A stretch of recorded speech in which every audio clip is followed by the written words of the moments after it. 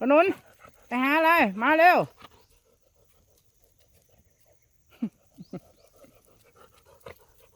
ขนุนมาเร็วขนุนไปหาของมาโชว์ครับน่านมาแล้วตะก้อตะก้อ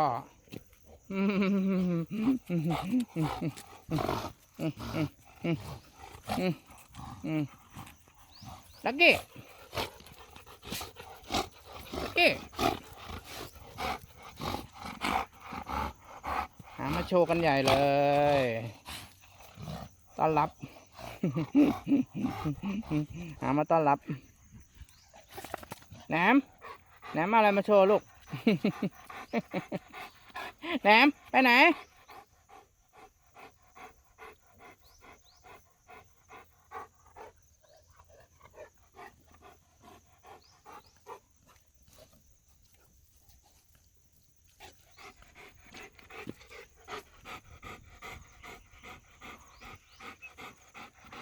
ตัดหญ้าเตียนแล้วนะครับนี่เห็นไหมตอนนั้นยังรกมากอยู่เลย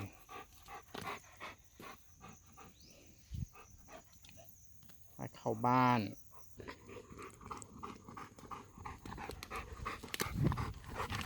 แหนมตามมา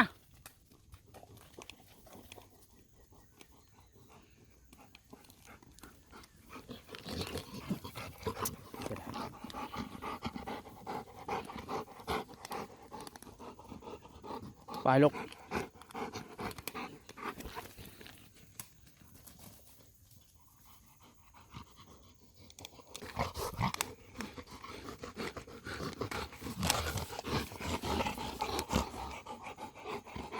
ไปเร็วแหนมไปเอามาไปวิ่งแหนมวิ่งเร็ววิ่งเร็วแหนมนี่อีกอันนึงนี่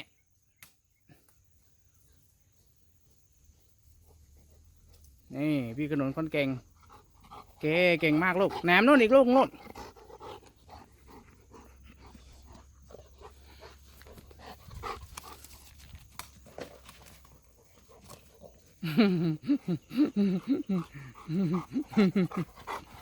พี่หนุนเก่งสุด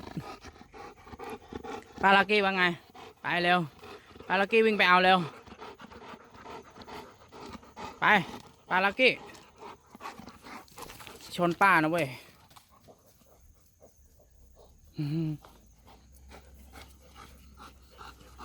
ลากี้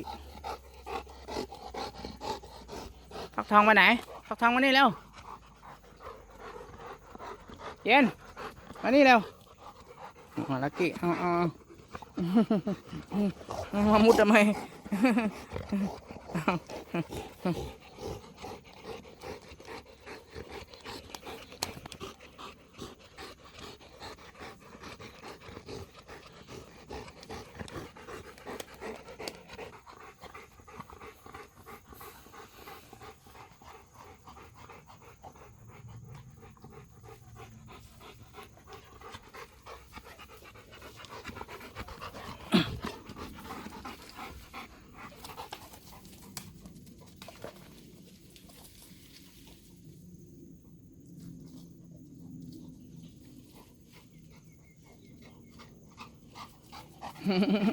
เก่งมากพี่ขนุนเก่งมากลูก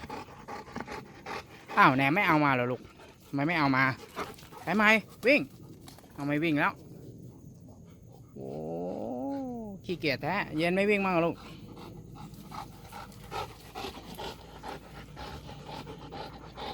พี่หนุนเก่งคนเดียวปล่อยลูก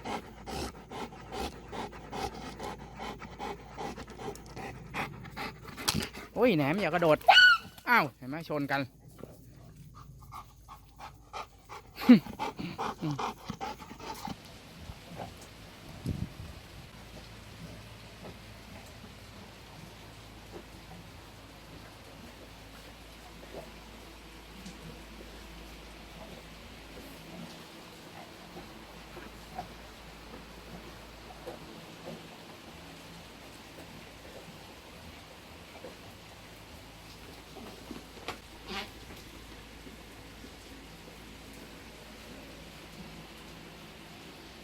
ก็ฝนตกนะครับ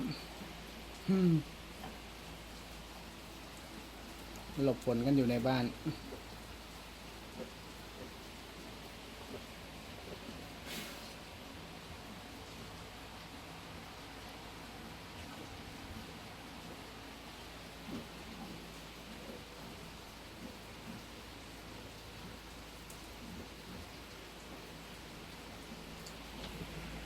น้ำไงลูกฝนตกเป็นไงลูกลักกี้เป็นไงลักกี้พี่ทองครับเป็นไงครับฝนตกครับมีฟักทองตัวไม่เปียกอยู่ตัวเดียวฟักทองเอาตัวรอดเก่งครับถนนเป็นไงครับฝนตกครับอาเย็นเป็นไงฝนตก